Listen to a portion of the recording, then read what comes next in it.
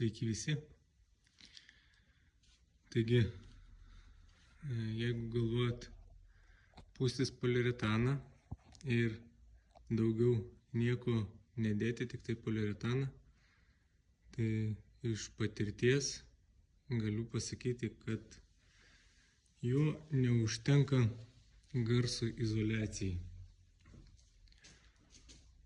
Stogas apšiltintas poliuretanu, grubiai apie 40 cm,